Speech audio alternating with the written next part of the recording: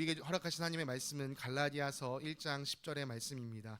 갈라디아서 1장 10절의 말씀, 한 절의 말씀 우리 한 목소리로 함께 읽겠습니다. 내가 지금 사람들의 마음을 기쁘게 하려 하고 있습니까? 아니면 하나님의 마음을 기쁘게 해드리려고 하고 있습니까?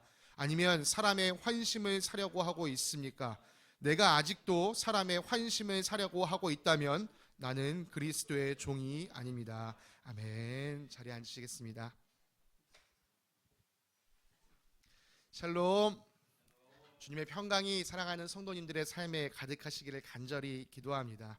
복이 있는 사람은 오로지 주님의 율법을, 곧 말씀을, 주님의 말씀을 즐거워하여 밤낮으로 그것을 묵상하는 자라고 성경은 우리에게 이야기합니다. 하나님께서 모세를 데려가시고 여호수아를 새로운 지도자로 세우실 때 그에게 또한 이렇게 말씀하십니다.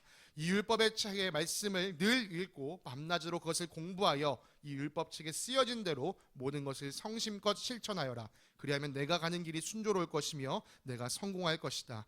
내가 너에게 굳세고 용감하라고 명하지 않았느냐? 너는 두려워하거나 낙담하지 말아라. 내가 어디로 가든지 너의 주 나의 하나님이 함께 있겠다. 우리 사랑하는 성도님들, 늘 주님의 말씀을 가까이 하시면서 주님이 나와 늘 함께 하시는 사실을 기억하고 살아가시는 저와 여러분들 되시길 바랍니다. 우리가 두려워하지, 우리에게 펼쳐지는 상황과 문제에 두려워하지 않을 이유가 있습니다. 말씀을 가까이 할 때 하나님이 나와 함께 하심을 누릴 수 있기 때문입니다. 우리 교회가 매일 아침마다 이 매일 성경으로 묵상하고 있고요, 또 밤마다 통독하시는 성경을 읽어 나가시는 줄 알고 있습니다. 이번 주부터 역대상 말씀이 시작되는데요, 계속해서 또 말씀을 꾸준히 읽으시는 저와 여러분들, 그래서 정말 하나님이 내 삶에 함께 하신다라는 믿음을 갖고 살아가는 저와 여러분들 되시기를 간절히 소망합니다. 이 매일 성경을 따라 성경을 잘 묵상해 오셨던 분들이라면 오늘 말씀이 갑자기 갈라디아서로 간 것이 조금 당혹스럽게 여겨지실 수 있다라고 생각합니다. 근데 사실 오늘도요, 우리가 계속해서 창세기 말씀을 나눌 겁니다. 창세기 39장 말씀을 가지고 나눌 것인데, 그것을 다 읽기가, 오늘 함께 읽어야 되는 본문이 사실 창세기 39장 전체인데 다 읽기가 조금 부담스러워서 그 말씀을 하나로 요약할 수 있는 이 갈라디아서 말씀을 가지고 여러분과 함께 읽었습니다. 오늘 우리가 함께 묵상해야 될 말씀은 방금 말씀드린 것처럼 창세기 39장의 말씀입니다. 여기에는 우리 모두에게 익숙한 요셉의 이야기가 기록되어 있습니다. 요셉이 바로 이집트의 노예로 팔려가서 또 왕의 죄수들을 가두는 그 감옥에 갇히기까지의 과정이 기록되어 있는 이야기입니다. 익히 아시는 내용이겠지만 그 내용을 좀 빠르게 정리하기 원합니다. 아버지 야곱의 편애를 듬뿍 받았던 요셉은요, 아버지께 사랑을 받은 만큼 형들에게는 시기와 질투를 듬뿍 받았습니다. 결국 형들은요, 이 요셉을 노예상에게 팔아넘기는 일까지 저질러 버렸습니다. 야, 어떻게 형들이 동생을 팔아넘길 수 있냐? 사실 이들이요, 다 이복 형제이기 때문에 그렇습니다. 아버지는 같은데 어머니가 서로 다릅니다. 그러니까 요셉은 이 아버지가 가장 사랑하는 아버지의 아내 라헬에게서 태어난 첫 번째 자녀였고요, 그 위로 10명의 이복 형들이 있었던 거예요. 근데 아버지가 이 요셉만을 콕 집어서 사랑하니까 다른 형들은 이게 눈엣 가시처럼 여겨졌던 것이죠. 아래 있는 것은 숫자는 태어난 순서입니다. 지금 보시는 것처럼 이렇게 여러 자녀들이 이 안에서 태어났었습니다. 이 집안은요, 그러니까 집안 분위기 자체가 경쟁하는 분위기였던 거예요. 이 형제들이 이렇게 많이 태어난 것도 두 엄마의 경쟁에서 비롯된 것입니다. 그러니까 사랑을 갈구하는 이 경쟁심이 가득한 가족 생활, 그 안에서 요셉만 콕 집어서 아빠가 사랑하니 다른 형제들은 그게 정말 눈꼴배기 싫었던 것이죠. 게다가 이 요셉이 하나님께 받은 꿈에 대한 이야기를 하는데 그 꿈 내용이 짜증이 납니다. 그래서 형들은 작정하고 이 요셉을 죽이려다가, 야, 죽이지는 말자, 그냥 팔아넘기자, 그렇게 노예상에게 팔아넘겼습니다. 그렇게 이 요셉이 이집트로 끌려와서 바로, 세상 표현을 하자면 파라오죠, 이 바로의 경호대장 역할을 맡고 있는 보디발의 집에까지 팔려오게 되었습니다. 네, 여기서부터가 이제 우리가 함께 읽어나가는 창세기 39장의 이야기입니다. 요셉이 종의 신분으로 바로의 경호대장 보디발의 집에 오게 되었습니다. 사랑받는 아들에서 일개 노예로 신분이 전락했으니 야, 이 인생 망했다라고 말하는 것이 맞을 텐데요. 그럼에도 불구하고 성경은 이 요셉의 삶에 대해 이렇게 말합니다. 주님께서 요셉과 함께 계셔서 앞길이 잘 열리도록 그를 돌보셨다. 우리가 보기에는 지금 그의 앞길이 캄캄해지고 망한 것 같은데 주님께서 그 망한 것 같은 상황 가운데도 함께 하시고 또 그 안에서 그의 앞길을 열어가신다라고 말합니다. 네, 정말 요셉의 삶은 그랬습니다. 요셉의 주인이 된 보디발이 보기에도요, 요셉은 뭔가 달랐어요. 요셉에게만 일을 뭔가를 맡겨놓으면 일이 잘 풀립니다.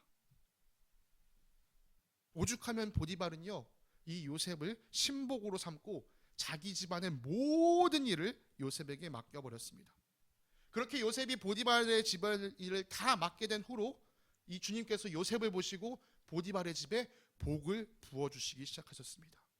사랑하는 성도 여러분, 저와 여러분의 삶이 요셉과 같은 삶이 되기를 바랍니다. 주님께서 우리와 함께 계셔서 우리를 형통하게 하시고 우리를 통하여 주변 사람들이 복을 넘치게 받기를 되길 간절히 소망합니다. 제가 지금 어떤 기복 신앙적인 태도를 가지고 요청하는 것이 아닙니다. 우리가 복 받아서 잘 살고 잘 누리자, 그걸 말씀드리는 게 아니에요. 누구든지 예수를 믿는 내 곁에만 있어도 그 사람들이 복 받게 되기를 바란다는 이야기죠. 우리가 하늘나라 복의 통로 역할 되기를 간절히 소망합니다. 오늘 나누고 싶은 게 이거예요. 어떻게 요셉은 그 복의 통로의 역할을 감당하게 되었는가? 하나님께서 요셉과 함께 하셔서 보디발의 집에 복을 듬뿍 부어주셨습니다. 이렇게 요셉이 복의 통로로 사용되는 것만으로도 참 부러운데요. 요셉에게 저는 정말 부러운 것이 하나 있습니다. 그것은 그가 잘생겼다는 거예요. 저도 하루쯤은 정말 원빈처럼, 원빈 너무 옛날인가요? 차은우 같은 얼굴로 하루를 한번 살아보고 싶습니다. 우스갯소리지만 어느 정도의 진심은 담겨있는 이야기입니다. 여러분, 요셉에게 일만 맡겨놔도 그 일이 착착착착 잘 풀리는데 심지어 요셉 잘생기까지 했습니다. 반칙 중에 반칙이죠. 그런데 그 잘생김이 또 문제가 됩니다. 오늘 본문에 등장하는 가장 핵심적인 사건 이야기입니다. 바로 요셉의 주인 보디발의 아내가 요셉을 유혹하는 일이 생깁니다. 여러분, 사람의 눈으로 보기에요, 요셉은 능력자입니다. 어떻게 저렇게 일을 잘해? 근데 심지어 외모도 준수해요. 이 집 사모님이, 이 집 마님이 그를 그냥 내버려 두지 않습니다. 아주 적극적으로 유혹합니다. 새 번역에서는 나하고 침실로 가요, 아주 은유적으로 이렇게 표현했지만요, 이 원문 잘 보면요, 그냥 나랑 함께 자자 이렇게 이야기합니다. 대놓고 아주 뻔뻔하게 그렇게 얘기합니다. 요셉은 이 요구를 아주 단호하게 거절합니다. 주인께서는 모든 것을 나에게 맡겨 관리하게 하시고는 집안일에는 아무 간섭도 하지 않으십니다. 주인께서는 가지신 모든 것을 나에게 맡기셨으므로 이 집안에서는 나의 위에는 아무도 없습니다. 나의 주인께서 나의 마음대로 하지 못하게 한 것은 한 가지뿐입니다. 그것은 마님입니다. 마님은 주인 어른의 부인이시기 때문입니다. 그런데 내가 어찌 이런 나쁜 일을 저질러서 하나님을 거역하는 죄를 지을 수 있겠습니까? 네, 요셉은 한낱 종으로 이 집에 들어왔었습니다. 그러나 하나님께서 그의 앞길을 잘 돌봐주신 덕분에 이제는 주인의 버금가는 사람이 되었습니다. 그러나 요셉은요, 내가 그 위치에 있지만 이것이 다 내 것이 아니다, 나는 이 집의 청직이다 라는 정신을 가지고 있었어요. 특별히 주인의 아내는요, 주인에게 속한 사람입니다. 오직 주인에게만 속한 사람이죠. 그래서 그녀와 잠자리를 한다는 것은 주인을 배반하는 일이었습니다. 무엇보다 우리가 주목하기 원하는 것은요, 이것이 내 주인에게 잘못하는 일입니다 라고 말한 것이 아니라 요셉이 내가 어찌 이런 나쁜 일을 저질러서 하나님을 거역하는 죄를 지을 수 있겠습니까? 라고 말한 점입니다. 네, 내가 당신 요청대로 당신과 잠자리에 드는 것, 내 주인을 배반하는 것이지만 그보다 더 큰 문제는 내 앞에 계신 하나님께 내가 거역하는 죄를 저질렀다. 저는 그 짓을 할 수 없습니다. 여러분, 요셉이 이렇게 말했다는 점에서 우리는 분명 알 수 있습니다. 요셉이 비록 노예로 팔려와서 아버지의 집을 떠나 이 낯선 이집트 땅에 살고 있지만요, 요셉은 하나님께서 나와 함께 하신다는 사실을 잊지 않고 믿음으로 바라봤습니다. 보디발은 요셉이 하는 일이 잘 풀리는 것을 보고서 쟤한테서 왜 이렇게 일이 잘 되지? 쟤랑 하나님이 함께 하시는가 보다, 이렇게 생각했지만요, 요셉은 일이 잘 풀리는 것 때문에 하나님을 본 것이 아니었어요. 내가 비록 지금 이렇게 힘든 상황 가운데 있지만 하나님이 나와 함께 하신다. 여러분, 만약에 요셉이 일이 풀리는 상황을 보고서 하나님께서 나와 함께 하신다라고 생각했다면요, 그렇게 절대 생각할 수가 없었을 것입니다. 왜요? 그가 지금 노예로 팔려왔잖아요. 하나님이 나와 함께 하시면 내가 어떻게 노예로 팔려올 수 있지? 상황을 보고 이야기하면 그렇게 얘기할 수밖에 없어요. 근데 요셉은 상황을 본 게 아니에요. 내 상황이 비록 이렇게 되었지만 믿음으로, 우리 아까 박혜정 목사님 기도해 주신 것처럼 오늘 내게 펼쳐진 현실이 아니라 믿음으로 하나님을 바라보고 있었습니다. 그 믿음을 가지고 요셉은 자신에게 주어진 삶을 최선을 가지고 열심을 다해 살았습니다. 그랬기 때문에 하나님께서 그의 앞길을 열어가신 것이죠. 그런 믿음이 있었기 때문에요, 요셉은 자기가 잘 나가고 있는 순간, 아니 어쩌면 지금 주인마님의 이 유혹을 받아들이면 오히려 이 주인마님이 날 더 잘 챙겨줄 수도 있을 것 같은 그런 유혹의 순간에도 하나님 앞에 자기 자신을 비추어 보았습니다. 이 일은 하나님이 기뻐하신 일이 아니구나. 그게 딱 판단되니까요, 그것을 딱 거절했습니다. 그러나 이 요셉이 얼마나 잘생겼던지요, 주인 마님이 포기하지 않습니다. 날마다, 정말 이 원문이 그렇게 되어 있습니다. 날마다 요셉에게 가서 나랑 제발 한 번만 자자, 끈질기게 유혹합니다. 그러던 어느 날 집안의 공기가 좀 다릅니다. 원래 이 보디발 주인의 집은 많은 종들이 일을 하는데요, 요셉이 집에 들어가서 살피고 있는데 집에 사람이 아무도 없는 거예요. 그리고 요셉이 지나가자 주인 마님은 요셉의 옷을 붙들고 늘어지면서 제발 나와 함께 자자, 애걸복걸했습니다. 그러나 요셉은요, 그 상황에도 넘어가지 않고 자기가 벗고 있던 옷을 벗어던지고 그 자리를 뛰쳐나갔습니다. 지금까지는 어떻게든 내가 이 요셉 유혹해서 잠자리를 갖겠어 했던 이 주인 마님이요, 심기가 불편해졌습니다. 야, 내가 이렇게까지 하는데 집같게 뭐라고 날 거절해?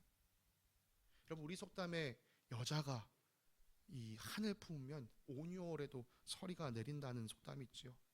아마 이집트는 기후상 서리가 내릴 수 없는 지역임에도 불구하고 이날 이 보디발의 집에는 서리가 내렸습니다. 주인 마님이 다른 종들을 불러들였습니다. 그리고 막 거짓 이야기를 꾸며내는 거예요. 이것 봐라, 저 주인이 데려온 히브리 종이 나를 범하려다가 내가 소리를 지르니까 지옷 벗어들고 도망갔다. 사실 이 종들은요, 정말 그런 일이 있었는지 없었는지 눈으로 본 증인들이 아닙니다. 그러나 주인 마님이 그렇다라고 얘기하니까요, 이 사람들은 그걸 받아들일 수밖에 없는 입장인 거예요. 그렇게 반강제로 가짜 증인이 되어버렸습니다. 그리고 보디발이 뒤늦게 집으로 돌아왔을 때, 보디발이 돌아오자마자 이 여인은 그를 붙잡고 하소연합니다. 이거 보시오, 당신이 내려왔던 그 종이 나를 범하려고 했어요. 이 옷이 그 증거입니다. 오늘날로 치면 지금 이 여인이요, 무고죄를 지금 저지르고 있는 것이죠. 그렇지만 지금 이 집에서 누가 이 마님에게 무고죄를 물을 수 있겠습니까? 그리고 그것이 무고로 밝혀진다 한들 누가 이 마님을 벌할 수 있겠습니까? 또 이미 이 마님이 심어놓은 증인들이 있기 때문에 요셉이 이 상황을 뒤집는다는 것은 불가능에 가깝습니다. 내 아내를 범하려 했다라는 이야기를 들으니 보디발은 열이 받을 수밖에 없습니다. 그 이야기를 듣고 요셉을 그대로 둘 수는 없습니다. 결국 참 지금까지 요셉이 일을 잘했다라는 사실을 보디발도 알고 있지만 그 주인은 요셉을 자신이 감독하는 감옥, 곧 왕의 죄수를 가두는 감옥에 가두어 버렸습니다. 요셉은 억울하게 감옥에 갇히게 되었습니다.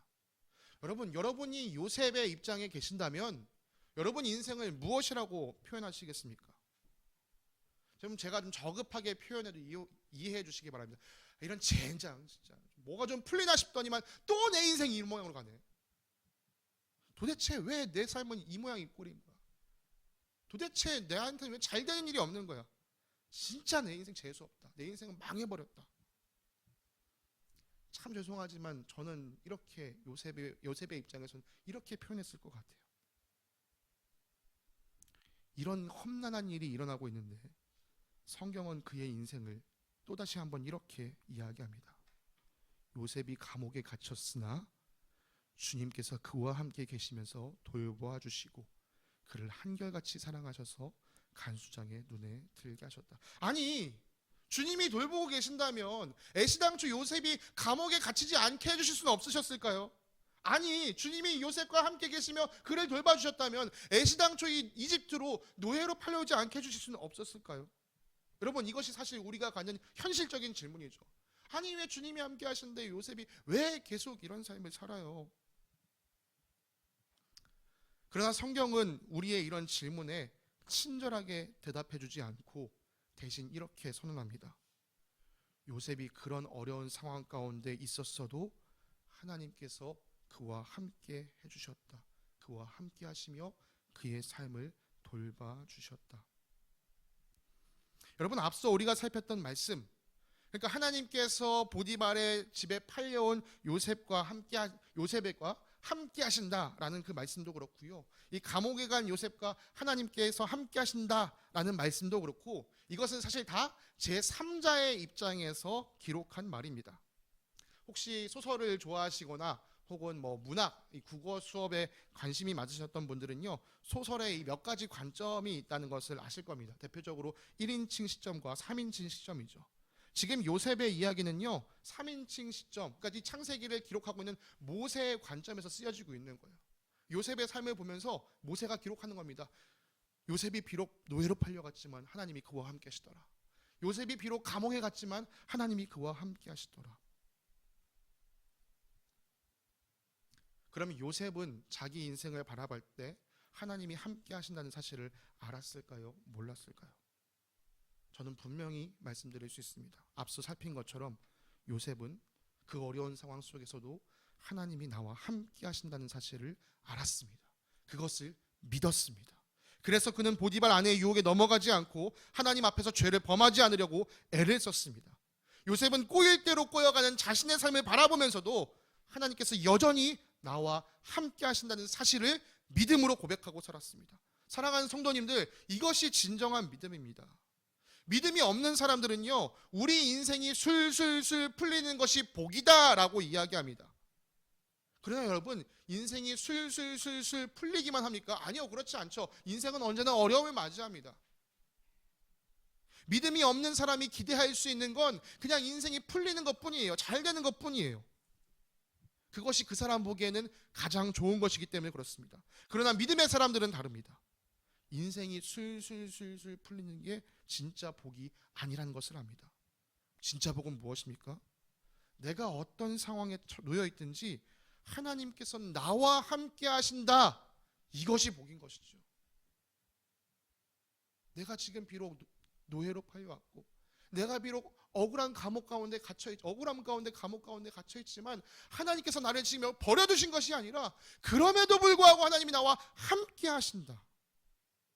여러분, 이것을 믿음의 눈으로 바라보는 사람, 하나님과 함께 하심을 복으로 누리는 사람, 이것이 진짜 복을 누리는 사람입니다. 그래서 요셉은요, 자신이 처한 이 모든 상황 가운데 하나님이 함께 하신다는 사실을 믿음으로 바라보고 하나님께 인정받고자 했습니다. 그리고 그가 하나님께 인정받는 삶을 살고자 할 때 사람들이 보기에도 야, 저 인생은 뭐가 다르다라는 것이 보였습니다. 그렇게 그의 주인인 보디발이 요셉을 알아봤습니다. 그리고 감옥에 갔을 때도 간수들이 그를 알아봤습니다. 요셉이 억울한 누명을 쓰고 감옥에 갇혔지만 그는 여전히 자신에게 주어진 삶에 최선을 다했습니다. 왜냐하면 그는 여기서도 하나님께 인정받기를 바랐기 때문입니다.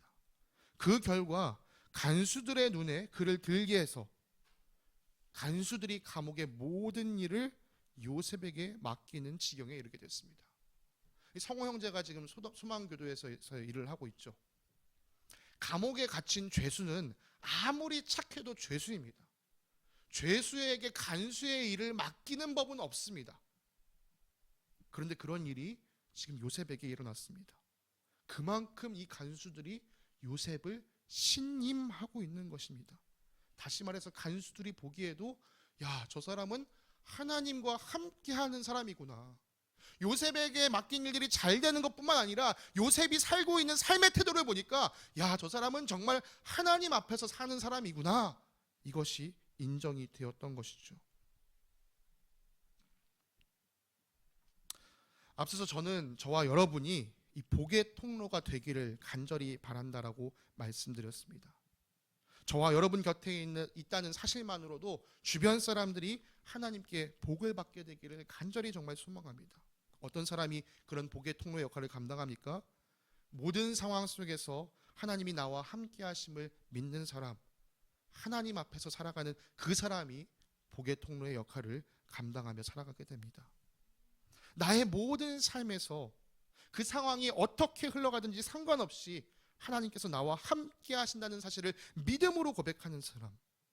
여러분, 이 사람은 누구에게 인정받기를 원하는 사람입니까? 하나님께 인정받기를 바라는 사람이죠. 지금부터 오늘 설교의 제목의 관점으로 이 요셉의 이야기를 다시 살펴보기 원합니다. 요셉이 아버지 집에 있을 때 아버지의 편애를 받는 사람이었습니다. 요셉이 뭘 잘해서 아버지의 편애를 받은 것은 아니었고요. 또 요셉이 그 편애를 받고 싶어한 것도 아니었습니다. 어쨌든 그 아버지가 요셉을 콕 집어서 요셉을 편애해 주었습니다. 그러나 아버지께 그렇게 편애를 받는 것 때문에 그는 형들에게는 미움, 시기, 질투를 살 수밖에 없었습니다. 그렇게 사람인 아버지의 편애는 결국 이 요셉에게 나쁜 결과로 돌아오게 되었습니다. 요셉이 보디발 집에 왔을 때도 그는 보디발에게 인정을 받았습니다. 권력자의 인정을 받은 덕분에 요셉은 그 집에서 승승장구할 수 있었습니다.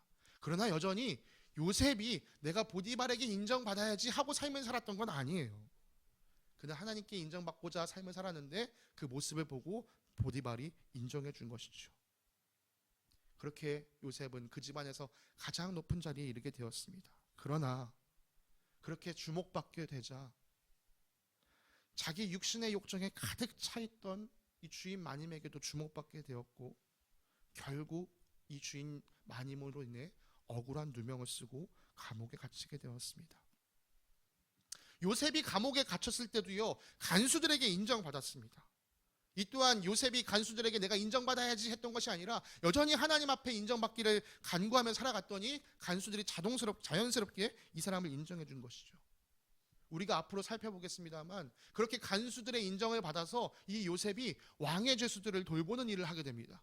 그리고 왕의 죄수에게 기억 남게 되는 일을 하게 돼요. 그러나 왕의 죄수는 그 일을 잊어버립니다.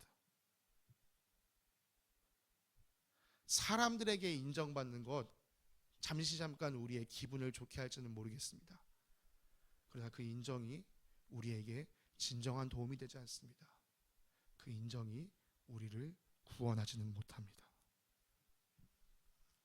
요셉이 정말 인정받고자 했던 분, 그분은 오직 하나님 한 분이었습니다. 그는 자기 삶에 늘 함께 하시는 하나님께 인정을 받고 싶었습니다. 성경에는 요셉처럼 하나님께 인정받기를 바랐던 믿음의 사람들의 이야기가 있습니다. 대표적인 사람이 바로 사도 바울이죠. 여러분, 바울은요 원래 자기가 속해 있던 유대 사회에서요 아주 인정받고 살았던 사람입니다. 여러분, 혹시 예수님의 일화 중에 예수님을 찾아왔던 부자 청년 관리 기억나시나요? 내가 예수님 앞에 다 와가지고 내가 지금까지 어려서부터 율법을 잘 행했습니다. 내가 영생을 위해 부족한 것이 무엇입니까? 이렇게 얘기했던 그 부자 청년이 그 사회에서 엄청난 인정을 받았던 것처럼 아마 저는 바울도요 그 부자 청년만큼 엄청난 인정을 받고 살았다라고 생각을 합니다. 바울은 자기가 속한 이 유대 사회 속에서 더 인정을 받고 싶었습니다. 그래서 예수님을 믿는 사람들을 붙잡기 위해 다마스쿠스까지 열정적으로 달려갔습니다. 그런데 그 길에서 그는 살아계신 예수 그리스도를 만나게 되었습니다. 지금까지 바울은요, 예수는 십자가에 못 박혀 죽었고 그 제자들이 그 시신을 훔쳐서 달아났다라고 알고 있었습니다. 그런데 정말 그 강력한 빛 앞에서 환상으로지만 살아계신 예수님의 음성을 듣게 된 거예요. 아, 정말 예수님이 살아나신 게 맞구나. 내가 지금까지 잘못 알고 있었구나. 그 엄청난 경험을 통해 바울은 변화되게 되었습니다. 예수님을 믿는 사람들을 잡아 넣어서 다른 사람들에게 인정받기를 간구했던 이 바울이 이제는 목소리를 높여서 예수님이야말로 살아계신 하나님의 아들이요 우리를 구원하시는 그리스도이십니다 라고 외치기 시작했습니다. 우리가 지난 부활절에 함께 살펴봤던 것처럼요, 이제 바울은 지금껏 자신이 자랑스럽게 여겨온 것, 내가 이롭게 여겼던 그 모든 것을 해와 오물로 여기고 나는 오직 그리스도를 얻기를 바랍니다 라고 고백하며 살아가게 되었습니다. 그 삶을 살고 있는 바울이 이렇게 자신의 삶을 고백합니다. 여러분이 아는 바와 같이 우리가 전에 빌립보에서 고난과 모욕을 당했으나 심한 반대에서도 하나님 안에서 담대하게 하나님의 복음을 여러분에게 전하였습니다. 우리의 권면은 잘못된 생각이나 불순한 마음이나 속임수로 하는 것이 아닙니다. 우리는 하나님께 검정을 받아서 맡은 그대로 복음을 전합니다. 우리가 이렇게 하는 것은 사람의 환심을 사려고 하는 것이 아니라 우리의 마음을 살피시는 하나님을 기쁘게 해드리려고 하는 것입니다. 여러분이 아는 대로 우리는 어느 때든지 아첨하는 말을 하는 일이 없고 구실을 꾸면서 탐욕을 부린 일도 없었습니다. 이 일은 하나님께서 증언하여 주십니다. 우리는 또한 여러분에게서든 다른 사람에게서든 사람에게서는 영광을 구한 일이 없습니다. 네, 바울은 더 이상 다른 사람들이 해주는 인정, 다른 사람들이 나를 영광스럽게 하는 것에 관심을 갖지 않습니다. 그는 오직 하나님께 인정받는 것, 오직 하나님께 인정받아 하나님께서 주시는 영광을 받는 것을 구하는 사람이 되었습니다. 이 한결같은 삶의 모습 속에서 오늘 우리가 함께 읽은 갈라디아서의 고백이 들어있는 것이죠.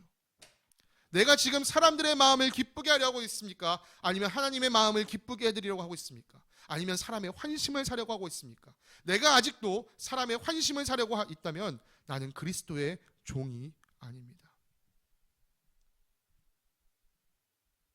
오늘 본문에 나왔던 요셉 역시도 사람들의 환심을 사려 하지 않았습니다. 그는 다른 사람들에게 인정받으려고 하지 않았습니다. 그가 구한 것은 나와 늘 함께 하시는 하나님께 인정받는 것뿐이었습니다. 여러분, 요셉이 하나님께 인정받기를 간구했다는 말은요, 다른 말로 한다면 나는 하나님의 종입니다를 선언한 것이죠.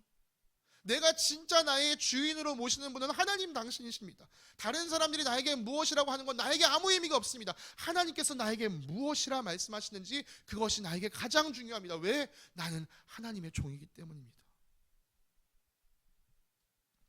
사람의 영광을 구하지 않았던 성경에 또 다른 인물이 있습니다. 바로 예수 그리스도입니다. 예수님은 이 땅을 사시는 동안 사람에게서 영광을 구하지 않으셨습니다. 만약 예수님께서 사람에게서 영광을 구하셨더라면 이 땅에 십자가는 없었을 것입니다. 그러나 오직 나를 이 땅에 보내신 하나님 아버지의 영광을 구하셨기에 예수님은 아버지의 뜻대로 십자가에 오르셨습니다. 그런데 예수님께서 사역하시는 동안 수많은 사람들이 예수님을 따르면서 그들은 정작 하나님께로부터 오는 영광을 구하지 않았습니다. 그들은 여전히 이 땅에 사는 동안 사람들에게 영광 받기를 원했습니다. 다시 말해서요, 예수님을 따랐던 그 수많은 사람들이요, 하나님께서 약속하신 하나님 나라가 아니라 그냥 내가 이 땅에서 사는 동안 잘 먹고 잘 사는 것에 관심을 가졌다는 것이죠. 내가 그렇게 복받아 누리면 이 세상의 것으로 충만하게 채워져서 이 세상을 잘 살면서 사람들에게 인정받고 싶은, 사람들이 나를 우러러보고 와, 저 사람 진짜 잘 산다, 그런 부러움을 받고 싶은 그런 마음이 그들에게 가득했던 것이죠. 그런 사람들을 향해서 예수님께서 말씀하셨습니다. 너희가 성경을 연구하는 것은 영원한 생명이 그 안에 있다고 생각하기 때문이다. 성경은 나에 대하여 증언하고 있다. 그런데 너희는 생명을 얻으러 나에게 오려고 하지 않는다. 나는 사람에게서 영광을 받지 않는다. 너희에게 하나님을 사랑하는 마음이 없는 것을 나는 알고 있다. 내가 내 아버지의 이름으로 왔는데 너희는 나를 영접하지 않는다. 그러나 다른 이가 자기 이름으로 오면 너희는 그를 영접할 것이다. 너희는 서로 영광을 주고받으면서 오직 한 분이신 하나님께서 주신 영광은 구하지 않으니 어떻게 믿을 수 있겠느냐. 사람들이 계속해서 예수님에게 얘기해요. 예수님, 당신이 정말 하나님께서부터 보낸 사람이 맞다는 것을 우리에게 보여주십시오. 예수님이 기적을 행하지 않으셔서 이 사람들이 이렇게 요구하는 겁니까? 아닙니다. 이미 하나님께서 예수님을 보내셨다는 증거들을 많이 보여주셨어요. 그럼에도 계속해서 사람들은 당신이 하늘로부터 왔다는 증거를 보여주십시오.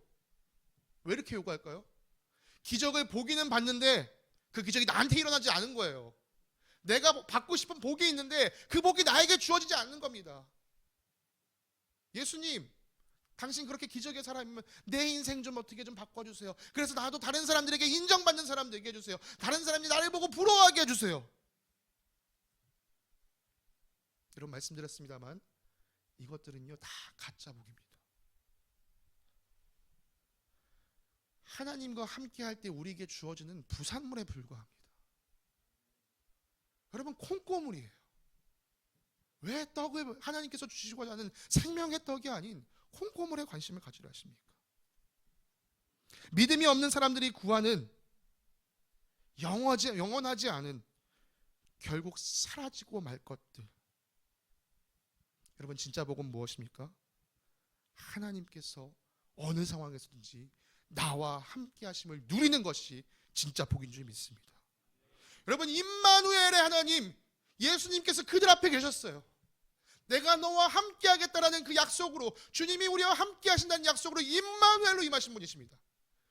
하나님이 함께 하고 계신데 그 사람들은 다른 복을 구하느라 내가 지금 정작 누려야 할 진짜 복을 보지 못했던 거예요. 사람들로부터 받는 인정과 영광의 눈이 멀어서 예수님을 믿지 못했고 그들은 복을 누리지 못했습니다. 말씀을 마무리하기 원합니다. 사랑하는 성도 여러분, 내가 누구에게 인정받기를 원하는가, 이 사실이 우리에게는 너무나도 중요합니다. 미국의 심리학자 매슬로우는요, 사람의 욕구를 5단계로 구분하여 설명합니다. 가장 하위에 있는 것이 우리 생리적 욕구, 먹고 정말 내가 생존하기에 꼭 필요한 먹고 자고 싸고 하는 이 생존의 욕구, 생리적 욕구를 얘기하고요. 점차 단계가 올라갈수록 높은 수준의 욕구를 이야기합니다. 네 번째에 있는 것이 무엇이냐? 존경의 욕구예요. 내가 인정받기 원한다. 내가 참 괜찮은 사람이라고 인정받기를 원한다. 네, 우리 안에는 모두 이런 마음이 있습니다. 저는 이 마음 자체를 부정하고 싶지 않아요. 제가 말하고 싶은 것은요, 당신이 인정받기를 원하시되 누구에게 인정받기를 원하십니까? 이것을 이야기하고 싶은 것이죠. 예수님 시대의 종교 지도자들, 특별히 율법 학자들과 바리새파 사람들은 하나님이 아닌 사람들에게 인정받고자 했습니다. 예수님은 그런 사람들을 향해 위선자, 회칠한 무덤이라고 날선 비판을 하셨습니다. 그들이 하나님께 인정받기 위해 하나님 말씀을 지킨 것이 아니라 사람들에게 인정받기 위해 하나님 말씀을 지키는 척했습니다. 그들의 삶이 아무리 종교적이었다 할지라도 그것은 알맹이가 없는 빈 껍데기에 불과했습니다. 오늘은요, 우리가 소속된 교단, 이 기독교 한국 침례회 정책에 따르면 교단 기념 주일로 지키는 날입니다. 무엇을 기념합니까? 라고 한다면 바로 일제강점기에 우리 교단이 항일 운동을 하면서 신사참배를 거부했던 것을 기념하는 주일입니다. 여러분, 이 신사참배 거부에 대해서 이야기하시면 아마 대부분은 일사가고의 우리 주기철 목사님을 많이 떠올리실 겁니다. 사실 다른 교단들은요, 당시 이 신사참배를 어쩔 수 없이 허용하는 분위기로 가면서요, 그 교단 안에서 주기철 목사님처럼 그걸 반대하는 몇몇 사람들이 순교하게 되는 일들이 있었습니다. 우리 교단의 전신이라고 할 수 있는 동아 기독교는요, 교단적 차원에서 이 신사참배를 거부한 탓에 사실은 교단 자체가 폐쇄되는 일을 겪었었습니다. 사람들의 눈치를 보면서 특별히 이 땅을 지배하고 있는 일제의 인정을 받기를 원했다면 우리의 신앙의 선배들도 일제가 강요하는 신사참배를 받아들이고 교단을 지킬 수 있었을 것입니다. 그러나 우리의 신앙의 선배들은 그런 선택을 하지 않았습니다. 그래서 교단이 사라지는 아픈 역사가 우리 침례교단에는 있습니다. 여러분, 그러나 어떻습니까? 그렇게 해서 이 교회가 없어졌습니까? 아니요. 주님께서 다시 이 그 순교자들의 피 위에 교회를 꽃 피우셨습니다. 비록 우리가 이 세상의 인정을 받지 못해서 교단이 사라질지언정 우리의 믿음의 선배들은 끝까지 신앙을 지키고자 했습니다. 네, 우리는 그들의 피땀 어린 헌신 위에, 주님을 향한 사랑 위에 교회를 세워가고 있습니다. 사랑하는 성도 여러분, 누구에게 인정받기를 원하십니까? 지금 당장 내 눈앞에 보여도 나처럼 언젠가는 사라질 수밖에 없는 유한한 사람에게 인정받기를 바라십니까? 아니면 지금 당장 내 눈앞에 보이지 않아도 영원히 살아계시는 하나님께 인정받기를 바라십니까? 누구의 인정이 정말 값진 것이며 가치 있는 것입니까? 여러분은 누구의 마음을 기쁘게 하길 원하십니까? 여러분은 누구의 종으로 살아가길 원하십니까?